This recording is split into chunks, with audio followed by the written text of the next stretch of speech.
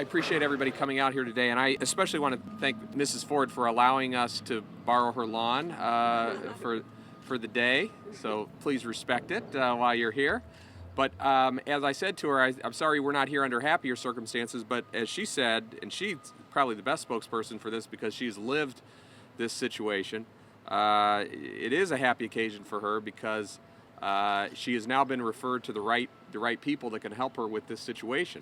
We're here today because the county, working with the city and working with our state officials, a number of folks that are here today that I want to recognize, but we're here to make sure that homeowners are going to get the right help that they need. The foreclosure crisis isn't over, it's still going, and not only were people trying to make money off people in desperate circumstances with the mortgages themselves, but now there's been this really second wave of predators who have offered to get people out of their mortgage difficulty by really pretending to be public spirited and do the right thing when in fact what they're doing is it's a whole nother way to try to squeeze money out of this system. There's a lot of people that I want to recognize here that are behind me. You're going to hear from a few of them before I get to my remarks, but I want to recognize Councilman Mike Polensik from the City of Cleveland, Judge Eileen Gallagher, who's a common pleas judge, but she's also headed up kind of their foreclosure efforts there with a special docket that she has. Mike Foley, who's our state representative that's been passionate about these issues and trying to help homeowners. Judge Nancy First, who's the administrative judge. Andy Nikiforos, who's active in some of the nonprofits. Lou Tisler, Sergeant Cleland from our mortgage fraud unit, and I may be leaving a couple folks. Well, I can't leave out Mrs. Ford, of course.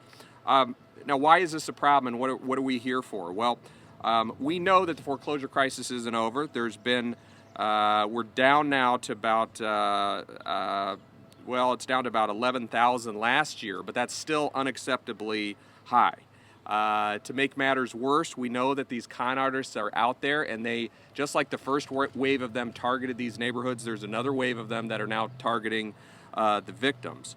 We're here to make sure that the word gets out, and I appreciate the media being here to make sure that people do not fall for these quick fix claims that some of these organizations are making. The problems that lead to a foreclosure, they don't happen overnight, and there is no way that they're going to be solved overnight. So these organizations that are going to promise you that with one quick fee to them or one document that's filed that the whole situation is going to be resolved, it's a false promise. And it ends up just complicating and aggravating a bad situation. And Mrs. Ford is going to talk about that, how she was promised a very quick fix by an agency that was not following any kind of ethical standard. The good news, though, as we said, was that we have a very responsible local organization. We have a number of them, but in particular ESOP, and you're going to hear more about that. There are several different scams that have been run in this area, and I'm just going to go through a couple of them quickly.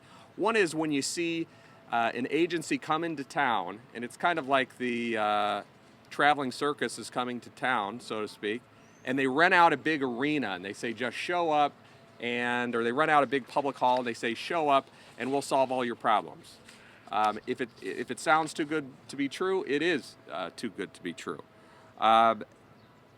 There's also been a lot of solicitations that have gone out, some of them television, some of them radio, some of them by mail. If you hear a solicitation like that, don't go to the event because it's really a sales-driven organization. They're trying to make sure that you don't leave there until you sign up with something. Secondly, if somebody makes you an offer that they're going to do a special audit, or what they sometimes call a forensic audit, that's one of the signs that they're probably doing some kind of a scam. And again, it almost always requires some kind of upfront payment of usually a little bit under $1,000. That is work that can be done for free. These agencies like ESOP and others are providing this work, and we're partners with them in this. They're providing this assistance for free. Anything that these agencies can do or claim to do, we can do it better, more ethically, and we can do it for free. So please, we need to get the word out about that. One of the common sales pitches that is used is that there are folks that are claiming that with a simple secret legal filing, it will be a magic bullet that will completely solve the foreclosure problem. There is no such thing as such a document. They're taking advantage of people that they think are not as sophisticated about the legal situation. If there are reputable lawyers and counseling agencies, they're going to sit down with you and work out a long-term plan. That's the only way to get out of this situation. If there is anyone listening to this that's having trouble paying their mortgage or paying their taxes, there's a very strong network, both within the county and with these various entities that are represented behind me. There's a very easy way to do it. Anybody with a cell phone can call 211 from actually a home or cell phone in Cuyahoga County. And if you call 211, you will get a referral to a reputable counseling agency. Starting on June 12th and running through June 26th, our local counseling agencies, most of whom again are represented here today, are going to be holding outreach events throughout the community. They want to try to get the word out before the traveling circus comes to town at the end of the month. This is really kind of a collaborative effort, and I just want to thank all the partners that I have here behind me. By the way, it is not limited to the City of Cleveland. I know we have some representatives here from the City of Cleveland. Mortgage fraud and the victims of mortgage fraud are not limited to the City of Cleveland. Now, the City of Cleveland has been hit the hardest, but I can promise you that there are the same problems in my city of Lakewood and all over the county. Now, after these folks come by,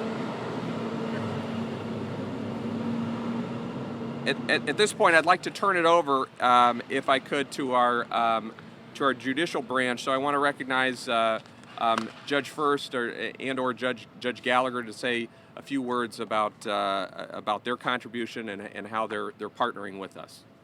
Judge? Thank you, Ed. Thank you for the opportunity to be here today, and thank you for those fine remarks, Councilman Polensik. Good to see you. As you may know, the court has the tough job of deciding the legal issues, which may result in foreclosure. But after we saw the problems that were developing some years back, we were able to put into place a mediation program, a program that would allow people to try and work out their foreclosure problems. We are happy to say that with the help of Judge Eileen T. Gallagher from our court, who oversees that committee, and Andrea Canast, who is running that program in our court, we find this to be a very successful and a good way to try and solve foreclosure problems instead of having all foreclosure orders. We want to send the message, though, that if you are in your home and you receive a notice of foreclosure, do not leave your home. Call 211, seek the help of a reputable financial counseling agency if you can. There are local groups that are here. Contact our mediation program. We'll be in touch with you too, I think, through a postcard, so you will have a number to contact. But whatever you do, please stay in your home until you have a final order to leave your home. Thank you very much, and I'll turn the podium back to Mr. Fitzgerald. Great. At this time, I want to recognize Mike Foley. I would say in the entire Ohio legislature, I don't think there's been anybody who from the very beginning of the foreclosure crisis was as outspoken on behalf of the rights of people to remain in the homes that they paid for than Mike Foley. And it's because he's got a history going back more than 20 years of activism in this issue. He used to work with Cleveland Tenants Organizations, used to work with Cleveland Housing Corps, so he saw this in its very early stages, and he's continued to be a very prominent voice in this issue. So I want to introduce you at this point in time, State Representative Mike Foley. Mike. Sure. Thanks. I think the county executive did a good job of kind of spelling out what the problems are. You know, in Ohio, we've had almost 400,000 foreclosures since 2006 throughout the state of Ohio. And periodically, we'll get these kind of, as the county executive talked about, these traveling road shows will come in and make promises about how they're going to save your homes. and just come in and give us a couple dollars, sign some paperwork, and we'll save you. Well, people will go to those events and never hear from those folks again, and that's what we're trying to avoid here. And I appreciate all the work that everyone's done today in the county to put this press conference together, because what we don't need is people being taken advantage of twice. The financial industry, it seems to me, has taken advantage of Ohioans to the tune of 400,000 foreclosures over the last 5 or 6 years. And we've got 10 to 15,000 foreclosures that are still happening in Cuyahoga County that we don't need people being taken advantage of twice. So we've got good organizations in Cuyahoga County, ESOP, Neighborhood Housing Services, Lutheran Housing Services also, that do a really good job, unfortunately because they become practiced at this, but they are some of the national leaders in doing foreclosure savior, saving people from being foreclosed. And so calling 211, calling that number, is really a vital first step in saving your home in Cuyahoga County and across the state of Ohio. There's really fine organizations here who know what to do and to keep you out of that place where you're being exploited by these kind of fly-by-night national organizations. So I appreciate the work that everyone has done here, and I'll turn it back over to the county executive. Quickly, there's a couple people I didn't recognize. One was Mark Seifert, who I forgot to recognize. He's executive director of ESOP. Also, I think she's here, Kate Carden, who's the foreclosure manager from the Cleveland Housing Network, and from our own staff, Paul Herdeg, who's put a tremendous amount of time and effort into this. We're also privileged to have Councilman Mike Polensek here with us, and I prevailed upon him to say a few words. You know, he's usually very soft-spoken. He's usually very, it's hard to get him to talk, but he again has been somebody like Mike Foley. He has seen this from its roots many years ago to what it's become now, and we're happy to have him here. He's been an outspoken advocate on the city level. Michael? Thanks, Ed. Thank you very much. Sure. Good afternoon. What can I say? I want to thank everyone who's been involved in this effort. You know, as Mike and Ed have indicated about the 211, I can't stress enough the importance. Just on this great street alone, right here on 169, we've had 5 foreclosures where people have been put out of their homes. And then we've had to contend with grass not being maintained, yards not being maintained, issues with people trying to come into those properties. So as bad as the foreclosure is and the impact on those families and the devastation that it wreaks on them, then there's a second wave, the tsunami that comes into our neighborhood, and that's the unmaintained properties, people who are purchasing these homes who won't pay their property taxes, like this morning being in a Board of Building Standards with the individual who bought one of the foreclosed homes properties for $500, who hasn't paid their property taxes, who won't maintain the structure. So it's that mushrooming effect that has a devastating impact on our community. So again, to the elected officials, to Judge Gallagher, Judge First, to Mike Foley, to Ed Fitzgerald, who's taken a tremendous lead on this issue, to all the wonderful organizations, to ESOP, I can't say enough, because there's no issue in my 34 years of public office as being the senior member, there's no issue that has become as important as this one. It's the #1 complaint that I receive into my office every day, every single day, about someone facing foreclosure or the end results of the foreclosure action, and that being an abandoned home or a property that's not being maintained. So I understand the importance of it. I thank everyone who's been involved, and together, by working together, I hope we can better educate folks that are going through this horrible experience and certainly abate the situation that we've experienced here in the city of Cleveland and Cuyahoga County. So again, to everyone involved, thank you. God bless you. Thanks, Ed. Thank you. Thank you. Thanks. And then last, certainly not least, I want to recognize Kimberly Ford and say a few words. I wish I could tell you that her story was unique. It is not. She is a representative of, unfortunately, thousands of people in this area. And sometimes I think it's the people, it's not necessarily the elected officials, it's the people that have lived the reality of these scams that can speak most eloquently and compelling about it, because it's their life, it's their reality. So, Kimberly, if you wouldn't mind Sure. Thank you. telling your story. Thanks. Sure. Hi, my name is Kimberly Ford. In June 2009, NECA came to Cleveland. I was one of the people that went down there and was promised to get help. They said, you qualify, we're going to help you. but you got to give us 72 hours because it's a Saturday, and Linton Loan Company don't open on the weekend. I waited, took all the paperwork down there. It's down there for about 10 hours. And they said, well, you're missing one form of your taxes. I came back home, went back down there, was down there for about another hour and a half, and I met with NECA and Linton that same day. They guaranteed my mortgage will be reduced to $467 a month. My mortgage was $915. I was talked down to by NECA. I would get on the phone with them like 7 o'clock in the morning. It would take them 2 hours for a person to come to the phone. And when a person did come to the phone, all I did was get the runaround. I was lied to. I was talked down to. I was told by NECA, we don't have to help you if we don't want to. Weeks later, I called again. I was told by NECA, we're not going to help you. I said, why? I said, I did everything that you told me to do. I brought all my paperwork down. You guaranteed me help. This went on for about a year. I got frustrated. I called my councilman, Mike Polinsky. I cried to him.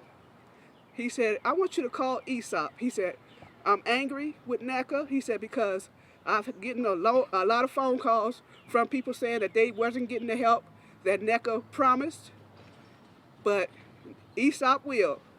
I went down to ESOP the next day. They told me what all to bring down there. I took everything down there. I talked to one individual. They set me down with a counselor. They told me if I can help you, I will, but if I can't, I'm also tell you that today also. They did all my paperwork. They said, yes, we can help you. They didn't charge me anything. They said, just be patient with them. They said, please give me 4 to 6 weeks. Before that 6 weeks was up, ESOP had gave me a permanent modification. I was able to stay in my home because at that point, I was ready to walk away. When I call down there, I talked to an individual. They always address themselves, who are they when you call down there, and they transfer your calls to your council person that was helping you, and they work with you all the way through, non-stop. So I hope NECA get their funding taken away from them. They lied to a lot of people, and they shouldn't be here in Cleveland. No city, period. They just don't do what they say they're going to do. They come here and say, well, we're going to help you, and don't do it. That's my story. I feel really angry with NECA. I just don't want them to have their funding. And I wish somebody in government could take it from them. But you're still in your house, honey. I'm still in, with the grace of God at ESOP, I'm still here after 25 years. Without them and without you, I wouldn't have been here. So thank you, ESOP, and keep doing what you do, kicking butt. That's probably a good place to end. But I want to thank Mrs. Ford. Some of us get paid to talk for a living. She doesn't. She had the guts to tell her story. We appreciate it. She's right about keeping up the pressure on some of these organizations that have come in kind of like vultures after the original scams were done. Some of them are having a meeting at the end of the week. I was talking to Mrs. Ford. I said maybe we should be out there picketing when they're here. And then somebody said, well, who's in charge of it? And I said, well, you are. So this young lady has volunteered to be in charge. I said, you're hired. So we're gonna try to get the word out at all these other events also. And we just ask the help of the media, because if these folks that come in, like I said, like the traveling circus that they are, and they come in here and they're allowed to put out their message without us getting the truth out there, there will be another whole group of people just like Mrs. Ford that are going to get ripped off, and they're the people that can afford it the least. So we're really just appealing to the media to try to help us keep up the pressure on these disreputable folks. I want to thank, I know individuals will be available for the media if you got any questions afterwards. I know some of you have already talked to Mrs. Ford and others. So I'm going to adjourn this. I want to thank again all of our partners and all of you for coming out here today. And thanks again to Mrs. Ford. Thanks very much, everybody.